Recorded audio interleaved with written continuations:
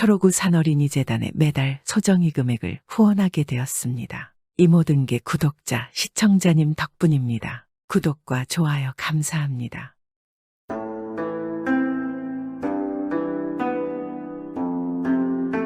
옛날 옛적에 단군왕검이 고조선을 세우자 각 지역에 조그만 나라들이 생겼습니다. 그리고 그 나라 중에 조그만한 몽이라는 나라가 있었습니다. 그곳에는 왕자가 있었는데 혼이 날 나이가 되었습니다. 그러나 왕자의 눈에 차는 혼처를 찾지 못했습니다. 그리고 이 나라의 궁궐에는 신비한 반지가 하나가 있었습니다. 이 반지는 평범한 옥반지였으나 그 안에는 단군왕검의 기가 들어있는 이 나라 제일의 보물이었습니다.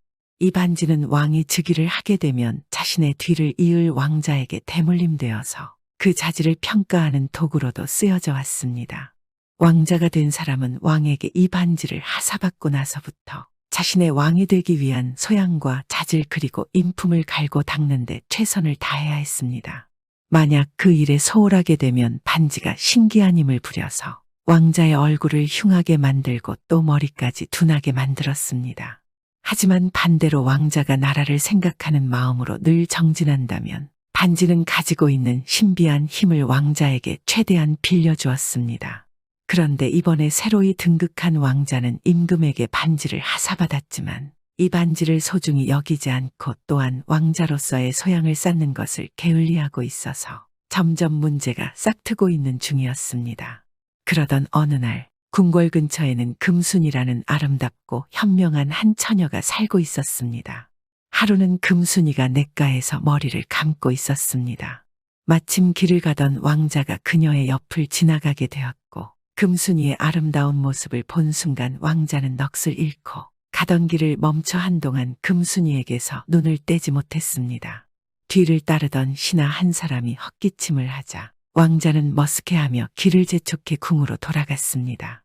그날 밤 왕자는 잠이 오지 않았습니다. 왜냐하면 머릿속은 이미 금순이의 얼굴로 가득 차 있었기 때문입니다. 왕자는 좋은 방법이 떠올랐습니다. 반지야, 너는 모르는 게 없다지. 왕자는 손에 차고 있던 반지에게 말을 걸었습니다. 반지야, 너는 분명 아까 내가 보았던 그 아름다운 여인의 이름을 알고 있을 테지. 분명 그 여인의 이름도 알고 있을 거야. 왕자의 말에 반지는 대수롭지 않게 대답했습니다. 그 여인의 이름은 금순이이고 어릴 적 조실부모하여 궁 밖에서 혼자 살고 있습니다. 반지의 말에 왕자는 깜짝 놀라며 말했습니다. 저 정말이야, 어째서 여태 내가 저렇게 아름다운 여인을 못 봤었던 걸까? 내일 아침 당장 그녀에게 찾아가서 내 마음을 전해야겠어. 그렇게 말하며 왕자는 잠이 들었고 다음 날 아침 일찍 금순이를 찾아갔습니다. 금순이는 왕자가 집에 온 것도 모르고 한창 빨래 중이었습니다. 왕자가 그 뒤에서 헛기침을 하자 깜짝 놀라며 뒤를 돌아보았습니다. 누구십니까? 저희 집에는 무슨 일로? 놀라게 했다면 미안하오. 나는 이 나라의 왕자입니다. 어제 길을 지나가다 당신의 모습을 보고는 첫눈에 연모하여 어렵게 수소문한 끝에 찾아오게 된 것이니 내 말을 좀 들어주시오. 금순이는 자신을 찾아온 사람이 왕자라는 걸 알고는 너무나 깜짝 놀랐습니다. 왕자님께서 누추한 이곳까지 발걸음을 하셨는데 소녀같이 미천한 백성이 무슨 힘이 있어서 왕자님의 말을 듣고 안 듣고 할 수가 있겠습니까? 네, 그러면 단도직입적으로다가 말하겠소. 나의 왕자비가 되어주시오. 그리고 나와 같이 궁으로 갑시다. 내 듣기로는 당신도 이런 좁아터지고 답답한 집구석보다는 나와 함께 가는 게 훨씬 좋은 일이지 않겠소. 왕자가 그렇게 말하자 금순이는 어두운 표정을 하고는 대답했습니다. 소녀 왕자님께 죽을 각오를 하고서 한 말씀 드리겠습니다. 왕자님께서는 언젠가는 왕위를 이어받으시고 만백성의 어버이가 되실 분이십니다. 헌데 벌써부터 백성의 어려움은 보지 못하시고 저의 겉모습만 보시며 이리 말씀을 하시옵니까? 왕자님께서 말씀하신 대로 소녀의 집은 좁고 답답하옵니다. 비록 제 지금 상황이 몹시 어렵지만 어떻게든 잘 버티며 살아가고 있는 중입니다. 헌데 왕자님께서는 그것을 아무렇지 않게 이야기하시는군요. 왕자님께서 엄한 명령으로 저에게 궁으로 가자고 말씀을 하신다면 어쩔 수 없이 제 몸은 왕자님을 따르긴 하겠지만 제 마음까지는 왕자님을 따르지 않을 것이옵니다. 금순이의 예상을 뛰어넘는 답변에 왕자는 순간 몸이 굳어버리고 말았습니다. 그냥 집이 가난하고 얼굴만 아름다운 여인인 줄 알았는데 한나라의 왕자 앞에서도 이렇게 자신의 말과 생각을 굽힘없이 말하는 그녀를 보자 왕자는 조용히 성으로 말을 돌렸습니다. 그리고 왕자는 속으로 금순이에게 감탄함과 동시에 파도처럼 부끄러움이 밀려왔습니다. 왕자는 반지를 붙잡고 말했습니다. 반지야, 나는 왕자로서의 자질이 많이 부족했다는 걸 오늘에 알았다. 그 처녀의 말대로 내 명령에 의해 몸만 따라오는 그녀를 얻는 것은 정말 아닌 것 같아. 그녀가 마음으로 나를 따라올 수 있는 방법이 없을까? 왕자는 오늘 금순이의 말을 듣고는 진지하게 자신에 대해 생각하고 반지에게 물어보았습니다. 왕자의 진심 어린 질문에 반지도 진지하게 왕자에게 답을 했습니다. 왕자님은 지금까지 마음을 다하여 나라의 앞날을 생각하지 않으셨고 또 왕자의 본분을 열심히 수행하지 않으셨습니다. 그리고 저는 예전부터 그런 어두운 길을 밟아온 왕자들의 말로를 잘 알고 있지요. 왕자님이 진심으로 그녀의 마음을 얻고 싶으시다면 이제는 진심으로 왕자로서 본인의 역량을 키우시기 바랍니다. 또 진심으로 백성과 나라를 생각하며 하루하루 정진하십시오. 그러다가 때가 되면 제가 알려드리겠습니다. 그때 그녀를 찾으세요. 그러면 그녀도 왕자님의 마음을 알아주게 될 것입니다. 반지는 왕자의 진심에 자신의 진심을 말했고 왕자는 그 말을 듣고는 무언가 결심한 듯 주먹을 불끈 쥐고 조용히 잠이 들었습니다. 다음 날 왕자는 이전과는 완전히 바뀌어 있었습니다. 그는 서적들을 꺼내 공부하는 것은 물론 문맥 하나하나 신하들에게 물어가며 배우기 시작했고 틈틈이 성 밖으로 나가 진지하게 백성들의 어려움을 듣고 그들의 삶 속으로 들어가려 노력했습니다. 그렇게 하루하루를 노력하며 보내다 보니 어느새 왕자의 목소리는 부드럽게 변해 있었고 걸음걸이나 말투도 격식이 갖추어지게 되었습니다. 왕자는 금순이의 얼굴이 너무나도 보고 싶었지만 아직 많이 변하지 않은 자신에게 그녀가 마음으로 따르지 않을 거라는 걸 왕자는 알고 있었기 때문에 참고 또 참았습니다. 그렇게 1년이라는 시간이 흐른 뒤 어느 날 반지가 왕자에게 말했습니다. 왕자님, 제가 요즘 왕자님을 보니 때가 되는 것 같습니다. 왕자는 놀라며 말했습니다. 때라니, 그게 무슨 말이야? 설마. 맞습니다. 왕자님이 그토록 권하시던 금순이에게 찾아갈 때를 말하는 것이옵니다. 그게 정말이야. 나는 아직도 내가 부족해 보이는데 정말 이제 그녀가 마음으로 나를 따라와 줄 수 있겠는가? 지금 왕자님의 모습은 제가 힘을 빌려 드릴 만하옵니다. 내일 아침에 그녀의 집에 찾아가시고 그녀에게 고백해 보십시오.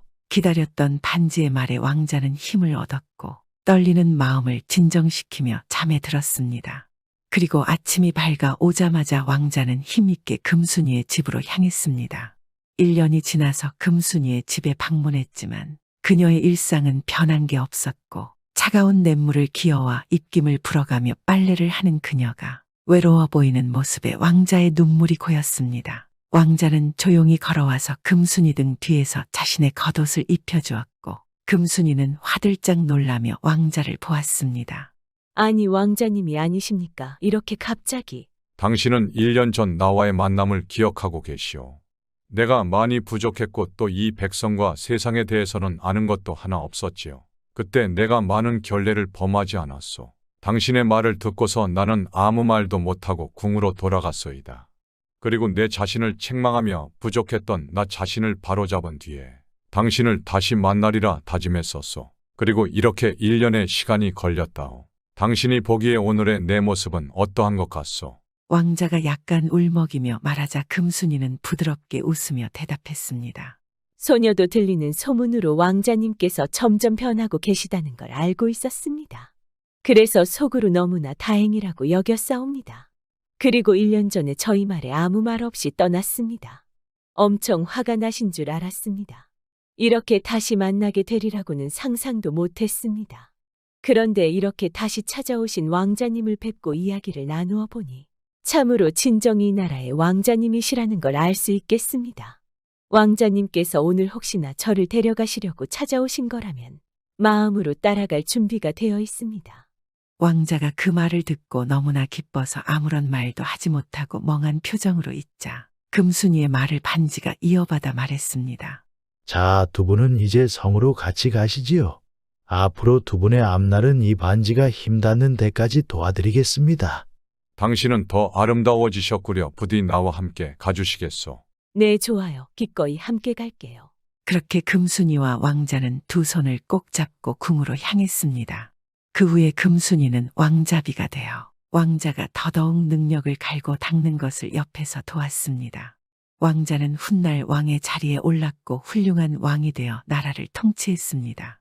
또 금순이는 인자하고 자애로운 왕비로 백성들의 입에 오르내렸습니다. 그들은 그렇게 왕국의 역사에 길이 훌륭한 왕과 왕비로 이름을 남겼습니다. 옛날 옛적 어느 한 시골 마을에 칠복이라는 선비가 살고 있었습니다. 선비 칠복이는 어릴 적부터 총명하고 부모님 말씀을 잘 따르는 착한 사람이었습니다. 그러니 부모는 칠복이가 얼마나 사랑스럽고 얼마나 애지중지하며 키우지 않았겠습니까? 분명 내 아들은 과거에 바로 합격하고 나라의 큰 벼슬자리를 가지게 될 거야 하며 큰 기대감에 부풀어 있었습니다. 하지만 그렇게 총명한 칠복이는 유독 과거 시험만 보면 낙방하였습니다. 그러니 그렇게 칠복이를 믿었던 부모는 얼마나 상심이 크지 않겠습니까? 더군다나 칠복이의 집안은 대대로 수재들이 즐비하여 모두 과거에 급제하고 관직 생활을 하였습니다. 그리고 한 칠복이의 사촌들은 역시나 과거에 합격을 하였고 해마다 과거 합격을 축하하는 잔치를 열었습니다. 그러니 과거 시험에 합격하지 못한 칠복이와 칠복이의 부모는 난처하기 짝이 없었습니다. 그리고 잔치에만 갔다 하면 어르신들이 묻기 시작하였습니다. 아유, 칠복이는 언제 과거에 합격하려나? 어릴 적부터 총명하던 놈이었는데 참 이상하구나. 내년에는 당연히 가능하겠지. 안 그런가? 어르신의 말은 칠복이를 걱정해주는 척하지만 결국은 비꼬는 거 아니겠습니까? 이런 질문을 받을 때마다 칠복이는 머쓱하게 머리나 극적이며 아무 말도 하지 못하였습니다. 그나마 아버지는 그저 허허 웃으면서 말하였습니다. 당연하죠. 우리 칠복이가 어떤 아들인데 다들 아시지 않소? 그 동안에는 단지 운이 없어서 그러한 거 아니겠소?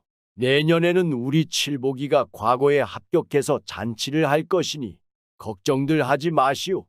상황이 그러하니 칠복이는 알게 모르게 마음이 조급해지기 시작하였습니다. 당연히 모든 사촌들이 다 과거에 합격했는데 칠복이 심정이야 오죽하겠습니까? 칠복이의 소원은 과거의 급제에서 더 높은 곳으로 올라가는 것도 중요하지만 우선 친척들에게 잔치를 열고 즐기는 것이었습니다. 그리하여 부모님들의 원도 풀어드리고자 하였습니다. 어느덧 과거 시험날이 되었습니다. 하지만 본래 급할수록 돌아가라 하는데 칠복이 마음은 조급하기만 하였으니 될 일도 잘 되지 않았습니다. 결국 또 과거 시험에 낙방하고 말았습니다. 아이고, 이번에도 낙방이구나. 이를 어쩐다 큰일이구나. 부모님이 목이 빠져라 나의 과거 합격 소식을 기다리고 계시는데 이게 벌써 몇 번째야. 가만히 있어봐. 하나, 둘, 셋, 10번째구나. 내 과거 공부시킨다고 집안 땅도 다 팔았는데 결국 이 모양 이 꼴로 빈손으로 돌아가야 하다니. 이제 부모님 얼굴을 어떻게 볼 수 있다는 말이냐. 칠복이는 차마 고향에 돌아가 부모님의 얼굴을 뵐 수가 없어서 계속 이곳저곳 돌아다니기 시작하였습니다. 그렇게 몇 날 며칠을 정처 없이 떠돌아다니다 보니 결국 가진 돈도 다 떨어져 가기 시작하였습니다. 칠복이는 어쩔 수 없이 백두골에 들어갔습니다. 백두골에는 가난한 선비가 모여서 하숙하는 주막이 많은 동네였습니다. 칠복이는 한 주막에서 방을 정하고 주모에게 술과 안주상을 청했습니다.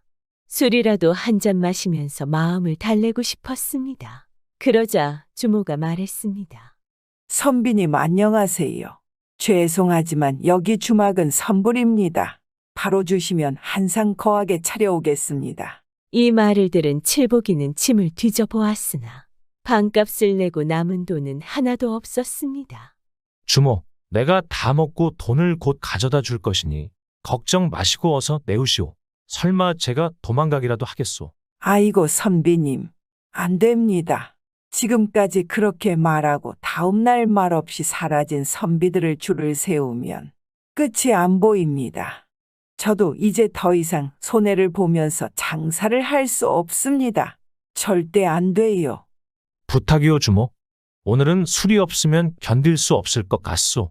이 맨정신으로는 도저히 너무 힘드니 도와주시오. 아유, 안 된다니까요. 초면에 제가 무엇을 믿고 드릴 수 있겠어요. 더 이상 드릴 말씀이 없네요. 다른 데 찾아보세요.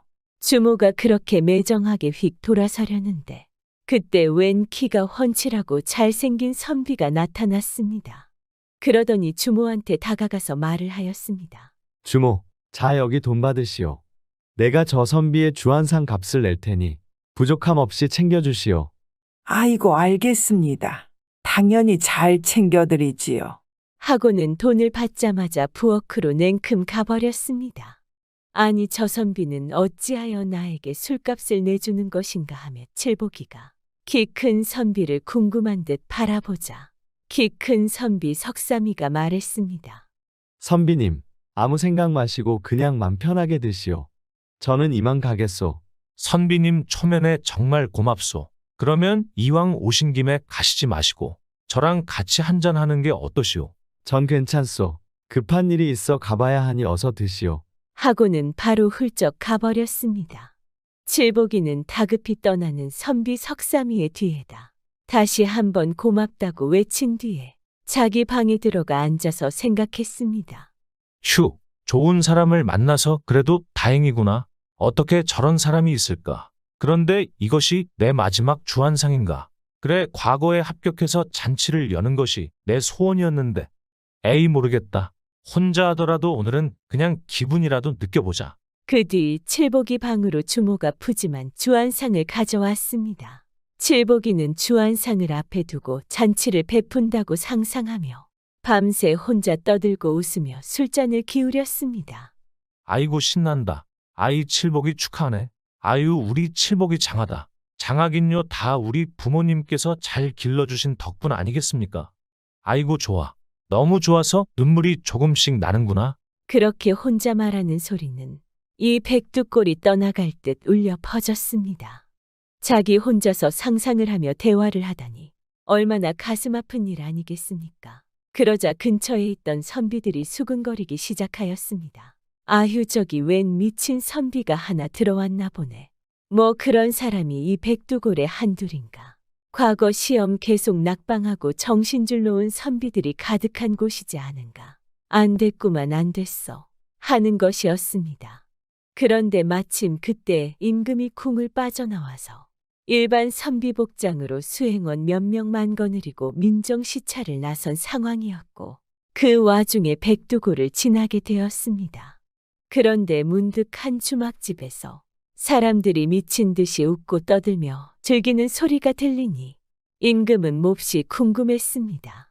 이게 무슨 소리지? 얼마나 좋은 일이 있으면 저리도 마을이 떠나갈 듯. 사람들이 밤새 웃고 놀고 있는가? 참으로 궁금하구나. 가봐야겠다. 임금은 호기심의 웃음소리가 나오는 곳, 즉 칠보기가 있는 주막 안으로 들어갔습니다. 그리고 소리를 따라서 칠보기가 있는 방의 문을 열고 들어섰습니다. 그런데 임금은 방 안의 상황을 보고는 무척 당황하여서 고개를 갸우뚱하였습니다. 마치 수많은 사람들이 웃고 떠들며 놀고 있는 듯하였던 시끄러운 방 안에 사람은 칠복이 단 한 명이었기 때문입니다. 당연히 이상하게 생각하지 않겠습니까? 아니 이건 미친 사람인가? 어떻게 저렇게 혼자 떠들고 웃을 수가 있는 것인가? 뭔가 이상하구나. 임금이 순간 당황하여 뒷걸음질을 치려는데 칠보기가 그런 임금을 보고 벌떡 자리에서 일어나 임금을 붙잡았습니다. 아이고 자네 왔는가? 이리 와서 어서 앉게나. 나와 함께 잔치를 즐기세. 잔뜩 취한 칠보기는 임금을 잡아 끌었습니다. 임금은 얼떨결에 칠보기와 함께 자리에 앉았습니다. 어떻게 감히 아무리 취하였어도 임금을 잡아 끌 수가 있었을까요? 임금은 선비의 복장을 하고 있었기에 칠복이는 자신이 자리에 앉힌 임금이 그저 자신과 같이 과거 보러 왔다가 낙방한 선비 정도로 생각을 한 것이었습니다. 혼자 술 먹다 보니 대화를 하고 싶었던 칠복이는 임금을 앉힌 채 또 계속 실실 웃으면서 떠들어댔습니다. 그런데 하는 말들이 제법 임금의 마음에 드는 것이었습니다. 이 사람 봐라. 그냥 어중이 떠중이 선비가 아니로구나. 식견이 뛰어난 인재로군. 아니 어찌 이런 자가 여기서 이렇게 미친 사람처럼 있는 것인가? 임금은 궁금증이 더해져 칠복이의 말에 맞장구를 쳐주면서 조금 더 칠복이를 자세히 관찰하였습니다. 그런데 왜 그렇게 눈은 슬퍼 보이는 것이지? 심지어 눈물이 맺혀 있지 않은가? 임금은 입은 웃고 있는 것처럼 보이지만 실상은 울고 있는 칠복이의 얼굴을 보며 호기심이 들었습니다. 무슨 딱한 사연이 있는 것인가? 궁금하군. 호기심 많은 임금은 칠복이에게 술을 한 잔 따라주면서 물었습니다. 그런데 이보시오. 그 무슨 사연이 있어? 즐거워 보이지만 어찌 이리도 슬픔이 가득한 눈을 하고 있는 게요. 오늘은 나한테 속 시원히 한번 털어보시오. 내가 다 들어주겠소. 임금의 질문을 받은 칠복이는 가만히 임금을 바라보았습니다. 그러더니 갑자기 자신의 구구절절한 사연을 풀어놓기 시작했습니다. 말할 곳도 없고 말할 수도 없었던 자신의 답답한 사연을 칠복이는 잘 알지 못하는 그냥 아무에게라도 털어놓고 싶었던 것이었습니다. 임금은 그렇게 멈추지 않고 쏟아내는 칠복이의 사연을 말없이 가만히 듣고 있었습니다. 그리 된 것이오. 그래서 벌써 낙방만 10번째요. 내가 왜 떨어지는지 나도 모르겠소. 재수가 없어도 이렇게 없을 수가 있나. 아니 나보다 못한 놈들도 다들 철썩철썩 과거에 붙는데 왜 나만 이러는 것인지 도저히 모르겠소. 나는 아무래도 팔자의 과거와 합격은 없는 듯 하오. 그래서 내가 말이오. 지금 평생 소원을 풀고자 홀로 이렇게 잔치를 하는 중이라오. 그리고 앞에 계신 당신 정말 와줘서 고맙소. 나는 말이오. 지금이 내 마지막 잔치가 될 것 같소. 난 이제 잔치할 일도 없고 이제 난 미래가 없고 앞날이 없어. 내일이 없는 삶이다 이 말이오. 망했구나 망했어. 칠복이는 그러면서 결국 눈가에 맺혀만 있던 눈물을 흘리고야 말았습니다. 그 눈물을 본 임금은 가슴이 너무나 아팠습니다. 참으로 딱한 사람이로구나. 이 과거라는 것이 실력만으로는 되는 것이 아닌데 이야기를 들어보면 취중에도 하는 말이 예사롭지가 않아. 능력이 전혀 떨어지는 것이 아니거늘 이 참으로 운이 없는 자가 아닌가. 무슨 방도가 없을까. 임금은 칠복이의 사연에 안타까워하며 잠시 생각에 잠겼습니다. 이보시오.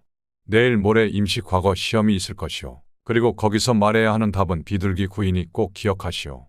마지막 기회이니 놓치지 마시오. 임금의 말에 칠복이는 치중해도 이게 무슨 뚱딴지 같은 소리인가 하고 멀뚱멀뚱 눈앞에 선비 즉 임을 바라보았습니다. 뭐라는 거야? 무슨 놀리는 것도 아니고 사람 좋게 봤더니 이거 안 되겠구만. 아유 이놈의 비둘기를 그냥 아유. 임금은 자신을 어이없게 보고 있는 칠복이를 바라보며 씩 한번 웃고는 그의 어깨를 두드려준 뒤에 자리에서 일어나 떠났습니다. 아유 어디가? 잔치 안 끝났는데 어디가 에이 뭐야? 별 미친놈을 다 보겠구만. 임시 과거 뭐 비둘기고 참 놀고 있네. 에라이 잔치나 더 즐기자. 칠복이는 웬 정신 나간 사람이 와서 헛소리를 하고 갔다고 생각하고 하던 혼자 잔치를 계속 밤새도록 즐겼습니다. 그리고는 결국 슬기운에 못 이겨 골아 떨어졌습니다. 그런데 그런 칠복이가 다음날 너무나 놀라운 소식을 듣게 되었습니다. 백두골 선비들은 아침부터 모여서 이보게들 임시 과거 시험이야. 우리에게 한 번 더 기회가 왔다고. 어서들 준비해 알았어 하며 정말로 임시 과거 시험이 있다는 소식이 백두골 낙방 선비들에게도 전해져서 순식간에 백두골이 떠들썩해진 것이었습니다. 과거의 낙방에서 좌절하고 있던 선비들은 모두들 희망을 품고 과거 시험을 보기 위해 떠났습니다. 뭐라고? 이게 정말이었어. 아니 어제 그 선비 말이 정말이구나. 그럼 그 선비는 대체 누구길래 이 소식을 알고 있는 것일까? 아니지 내가 이러고 있을 때가 아니야. 그래 이번엔 어떻게 잘 될지도 몰라. 칠복이도 급히 과거 시험이 열리는 곳으로 길을 재촉하였습니다. 임시 과거 시험은 구두 면접으로 이루어졌습니다.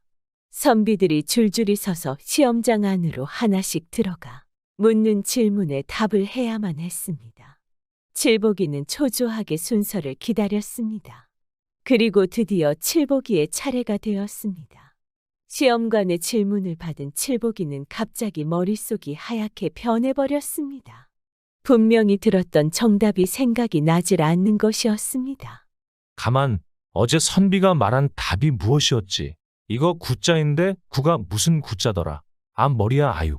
이 술이 웬수지 술이 웬수야. 아, 미치겠구나. 칠복이는 도무지 생각이 나질 않았습니다. 이봐 답을 말하지 않을 것인가. 모르면 돌아가시게 하며 시험관에 독촉하는 소리에 칠복이는 엉겹결에 아무개구자여 하고 대답을 해버렸습니다. 막상 생각나는 것이 그것밖에 없었기 때문입니다. 그것은 하필이면 비둘기 구자를 사투리로 말한 것이었습니다. 하지만 시험관들은 사투리를 알지 못했습니다. 뭐하니 그런 구자도 있던가. 이상한 사람이군. 틀렸네 나가 보게나 하며 시험관은 칠복이를 밖으로 내보냈습니다. 임금이 알려준 비둘기 구자를 말해야 하는데 제대로 답을 말하지 못했으니 칠복이는 또다시 낙방하게 된 것이었습니다. 역시 칠복이는 과거 시험 급제와는 인연이 없는 것일까요? 터덜터덜 시험장을 나서는 칠복이의 머리에 그제서야 답이 떠올랐습니다. 맞다, 비둘기. 아니, 답을 떠먹여줘도 안 되는 것인가? 정말 나는 틀렸어. 아이 비둘기 구라고 했어야 하는데 그게 생각이 안 나나. 하필이면 또 사투리로 아무개라고 해버렸으니. 아이고 내 팔자야. 이제 나는 완전 끝이로구나. 그런데 그런 칠복이의 앞에 한 선비가 서 있었는데 키가 훤칠하니 크고 낯이 익었습니다. 그 선비도 칠복이를 알아보았는지 멈춰서 아주 반가운 표정을 지었습니다. 그는 바로 칠복이에게 주막에서 주안상을 대접해준 선비 석삼이었습니다. 선비님 반갑소이다. 여기서 다시 만나다니 인연은 인연인가 보오. 어떻게 과거는 잘 보셨소? 선비 석삼이의 물음에 칠복이는 반가운 표정을 짓다가 이내 시무룩한 표정을 지으며 고개를 숙이고 대답했습니다. 아이고 지금 내 모습을 보면 모르겠소? 나는 틀렸소이다. 그러자 선비 석삼이가 칠복이의 어깨를 붙잡고 말했습니다. 이보시오. 고개를 드시오. 기회는 또 있을 것이오. 이렇게 임시 과거 시험이 있을 것이라 생각도 못하지 않았소. 반드시 또 기회가 올 것이고 그때 기회를 잡으면 되는 것이지. 이렇게 풀이 죽어 있으면 그때 될 일도 안 될 것이오. 저도 여러 번 떨어졌어도 다시 힘을 내고 있소. 자자 어깨 쭉 펴고 힘차게 걸어가시오. 선비 석삼이의 말에 칠복이는 고개를 끄덕이며 어깨를 활짝 폈습니다. 참으로 고맙소. 당신은 지난번에도 그렇고 오늘도 그렇고 참 나에게 은인이고 좋은 사람이오. 내가 어떻게 보답을 해야 할지. 칠복이는 갑자기 말하다 말고 생각했습니다. 그래, 이런 훌륭한 인품을 가진 사람은 관직에 올라야 한다. 은혜의 보답도 할 겸 이 사람에게 지금 떠오른 답을 알려줘야겠다. 칠복이는 선비 석삼이를 보고 말했습니다. 선비님, 시험관이 문제를 내거든 비둘기 구라고 답하시오. 비둘기 구 꼭 기억하시오. 나는 사투리로 잘못 말해 아무개 구라고 했지만 당신은 반드시 비둘기 구자를 말하시오. 선비님, 갑자기 그게 무슨 소리요? 좀 알아듣게 설명 좀 해주시오. 지금 내 말이 이상하게 들릴지 모르겠지만 들어가 보면 알 것이오. 분명 도움이 될 것이오. 나는 이제 가리다. 꼭 기억하시오. 칠복이는 그렇게 말을 남기고 시험장 근처를 빠져나왔습니다. 칠복이의 말을 들은 선비 석삼이는 고개를 갸우뚱하며 시험장 안으로 들어갔습니다. 그리고는 시험관의 질문을 듣고 너무나 놀랐습니다. 이럴 수가. 정답이 바로 비둘기 구자이로구나. 만약 저 선비에게 미리 듣지 못했다면 생각도 못했을 것이다. 그런데 사투리지만 아무개 구자도 맞는 정답이 아닌가. 그래 여기 시험관들이 사투리를 몰라서 아까 선비의 답을 틀리다고 한 거구나. 선비 석삼이는 그렇게 생각을 하고는 대답을 하였습니다. 두 가지로 답변 드리겠습니다. 사투리로는 아무개 구자요. 서울말로는 비둘기 구자입니다. 그러자 한 시험관이 고개를 갸우뚱하며 아니 뭐라고 비둘기의 사투리가 아무개란 말인가. 가만 그럼 방금 나간 사람도 정답자가 아닌가. 오, 그렇구만. 어서 사람을 다시 데려와야겠군. 하며 시험관들이 주변 포절들을 시켜서 방금 나간 칠보기를 다시 불러오게 하였습니다. 얼떨결에 칠보기는 다시 시험장으로 불려왔고 합격자가 되었습니다. 결국 이 두 선비가 함께 과거에 붙어서 관직에 올랐습니다. 고향으로 돌아온 칠보기를 본 부모님은 눈물을 펑펑 흘리며 칠보기를 안아주었습니다. 10년 동안 기다려온 합격. 얼마나 반갑지 않겠습니까? 그리고는 바로 일가 친척들을 다 불러놓고 제일 하고 싶었던 과거 합격 축하 잔치를 열어서 평생의 소원을 풀었습니다. 또한 후에 자신에게 답안을 가르쳐 준 분이 임금이란 사실을 알게 된 칠보기는 더욱더 임금에게 충성을 다하였고 은혜를 받은 만큼 백성에게 베풀며 살았습니다. 벙어리샘. 옛날 옛적에 신비한 샘이 있는 한 마을이 있었습니다. 이 마을은 예로부터 마을의 위치가 명당으로 소문이 자자하였습니다. 그래서 그런지 몰라도 이 마을에는 부자가 아주 많이 살았고 또 대가 끊어지는 일이 없었습니다. 또한 마을 사람들 모두 농사 걱정 없이 잘 살 수 있었는데 그것은 이 마을에 절대로 마르지 않는 하늘이 내린 샘이 있었기 때문입니다. 샘은 아무리 흉년이 들고 비가 오지 않아도 마르는 날이 없어서 다른 마을은 가뭄에 농작물이 말라 비틀어져도 이 마을은 샘 덕분에 농사를 잘 지을 수 있었습니다. 이 샘에는 아주 신기한 효험이 있었는데 그것은 바로 샘에서 목욕을 하며 100일 동안 기도를 하면 원하는 소원을 들어준다는 것이었습니다. 이 샘에 그러한 효험이 있다고 사람들이 믿게 된 연유는 말 못하는 돌쇠의 이야기 때문입니다. 그렇게 살기 좋은 마을에도 힘들게 살아가는 사람이 한 명 있었습니다. 그는 말을 못하는 마을의 유일한 말 못하는 돌쇠였습니다. 돌쇠는 비록 말은 하지 못하였지만 마음씨는 아주 착하고 성실한 사람이었습니다. 그렇기에 마을 사람들도 돌쇠를 놀리거나 괴롭히지는 않았습니다. 하지만 그는 늘 다른 사람들처럼 말을 하고 싶었습니다. 돌쇠는 언제나 열심히 산에 나무를 하러 다녔습니다. 하루는 돌쇠가 나무를 하다 말고 너무 힘들어서 나무 그늘 아래에서 쉬고 있었습니다. 잠시만 쉬려고 했던 돌쇠는 어찌나 나무하는 것이 고되었던지 그대로 잠이 들고 말았습니다. 그런데 그런 돌쇠의 꿈에 웬 아리따운 선녀가 나타났습니다. 이 선녀는 돌쇠에게 다가와서는 그의 머리를 쓰다듬어주며 말했습니다. 저기 샘이 있어요. 샘에 가서 목욕을 하고 100일 동안 정성 들여서 기도를 하면 당신의 소원을 이룰 수 있을 것이랍니다. 선녀는 그렇게 말하고는 그대로 사라져버렸습니다.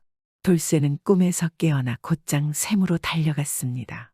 그리고 그날부터 샘에서 목욕을 하고 정성을 다하여 기도를 하기 시작했습니다. 비록 말은 하지 못했지만 온 정성을 다해 손이 발이 되도록 빌었습니다. 그리고 드디어 100일이 되는 날이 되었습니다. 돌쇠는 그날도 샘을 찾아와서 온 정성을 다해 눈을 감고 열심히 기도를 드리는데 갑자기 주변에 뭔가 이상한 소리가 들려왔습니다.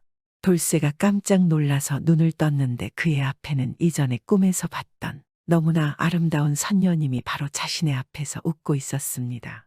선녀님, 돌쇠는 너무나 깜짝 놀라서 선녀님을 불렀습니다. 그런데 돌쇠의 말을 들은 선녀는 아무 대답 없이 돌쇠를 보고 씩 웃고는 그대로 하늘로 날아가서 사라져버렸습니다. 선녀님, 돌쇠는 사라져가는 선녀를 애타게 불러보았지만 그렇게 선녀는 사라지고 더 이상 나타나지 않았습니다. 이럴 수가 어찌 저렇게 아름다울 수 있단 말인가. 돌쇠는 자신의 눈을 믿을 수가 없었습니다. 그런데 그러다 문득 놀라운 사실을 알았습니다. 이럴 수가 뭐야. 내가 말을 하잖아. 돌쇠는 잠시 선녀의 미모에 정신이 없었으나 곧 자신이 말을 하고 있었다는 사실을 알게 된 것입니다. 이야, 정말 소원이 이루어졌어. 이럴 수가. 선녀님 고맙습니다. 돌쇠는 신이 나서 마을로 만세를 외치며 내려갔고 마을 사람들은 말 못하던 돌쇠가 갑자기 말을 하게 되니 너무나 신기해하였습니다. 마을 사람들이 돌쇠 주변으로 몰려와서 도대체 어떻게 된 일인지를 물어보았고 돌쇠는 아주 신나하면서 있었던 일을 마을 사람들에게 모두 설명해 주었습니다. 그 뒤로 마을 사람들은 돌쇠가 100일 동안 정성 들여 기도한 이 샘을 벙어리샘이라고 불렀으며 소원이 있는 사람들은 벙어리처럼 샘에서 100일 동안 정성을 다해 기도를 올렸다고 합니다. 오늘도 재미있게 봐주셔서 감사합니다. 행복한 하루 되세요.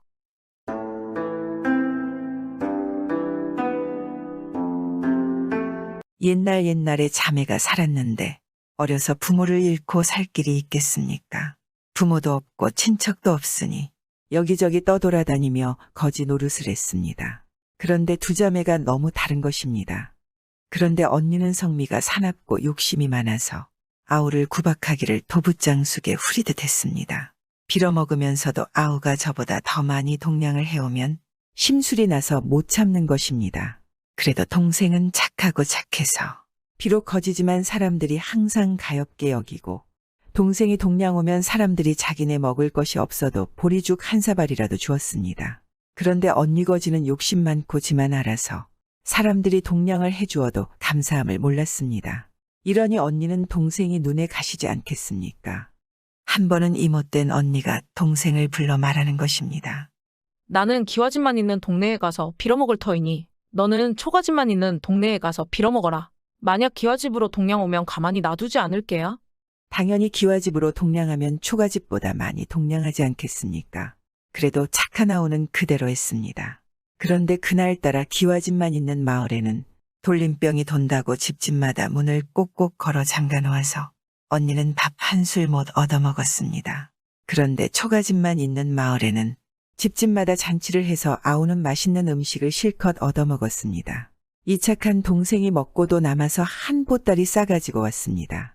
그러니 언니가 심술이 나지 않겠습니까? 그래서 동생을 불러다 말하는 것입니다. 에잇, 내일은 내가 초가집만 있는 마을에 갈 터이니 너는 기와집만 있는 마을에 가거라. 초가집 쪽으로 오면 가만히 안 놔둘게야. 이러는 겁니다. 그런데 착한 아우는 이번에도 언니 말대로 했습니다. 그런데 초가집만 있는 마을에는 잔치 끝에 친척 집에 가느라고 집집마다 집을 비워놓아서 언니는 아무것도 못 얻어먹었습니다. 그런데 기와집만 있는 마을에는 돌림병을 막는다고 집집마다 굿을 해서 아우는 떡을 실컷 얻어먹었습니다. 먹고도 남아서 한 보따리 싸가지고 왔습니다. 이렇게 되니 언니가 심술이 머리끝까지 나지 않겠습니까? 내가 얻어먹을 것을 내 놈이 다 얻어먹는구나. 당장 썩 없어져 버려라. 너랑 같이 있으면 내가 굶어 죽을 것이 틀림없다. 언니의 말에 동생이 울며 사정을 하는 것입니다. 언니, 이 세상에서 핏줄은 우리들 뿐인데 어찌 나가라 하시오. 어머니가 돌아가실 때 평생 함께 있으라고 했는데 그것을 어기라고 하는 것이오. 제발 지금처럼 함께 살아요. 이러자 이못된 언니가 경노하며 젓가락으로 동생 눈을 콱 찌르고 내쫓아버렸습니다. 아우는 언니에게 눈이 찔려 소경이 되어서 쫓겨났습니다. 쫓겨난 아우는 앞이 안 보이는 데다 갈 데도 없는지라 무작정 산속을 헤매고 다녔습니다. 천방지방 헤매고 다니다가 어떤 빈집에 들어가게 됐습니다. 들어가서 막 자려고 하는데 밖에서 왁자지껄 떠드는 소리가 들리면서 무엇이 떼거리로 몰려들어오는 것입니다. 깜짝 놀라 다락에 올라가 몸을 숨기고 가만히 들어보니 들어온 놈들이 죄다 도깨비들인 것입니다. 글쎄 도깨비 집에 들어온 것입니다. 아우는 몹시 두려움에 떨지 않겠습니까? 아, 눈도 안 보이는 것도 서러운데 하필이면 도깨비 소굴에 왔구나. 하늘에 계신 아버지 어머니 절 도와주세요. 전 정말 무서워요. 그런데 도깨비들이 모여 앉아서 이런저런 이야기를 하는데 도깨비 한 놈이 하는 말이 내 오늘 별일을 다 봤네. 어떤 미련한 언니가 아우 눈을 젓가락으로 찔러 소경을 만들어가지고 내쫓더군. 아주 나쁜 언니야. 내가 언젠가는 똑같이 해줄 거야. 이러거든 말입니다. 듣고 보니 제 말인 것입니다. 다른 도깨비가 그 말을 듣고는 소경된 눈에는 이산 동쪽 바위 아래 샘물에 눈을 씻고 그 옆에 있는 버드나무 이파리를 따서 문지르면 도로 밝아지는데 그걸 모르니 딱하지. 이러는 것입니다. 도깨비는 다시 말하는 것입니다. 사람들이란 다 미련하지. 제 너머 부잣집 외동아들이 알아놓은 데는 지붕 용마루 밑에 있는 천년 묵은 지네를 잡아다 들기름에 튀겨 죽이면 낫는데 그걸 모르고 죽기만 기다리니 원답답했어. 이러고 다른 도깨비는 말을 하는 것입니다. 참 사람들 미련한 것은 말로 다 못해.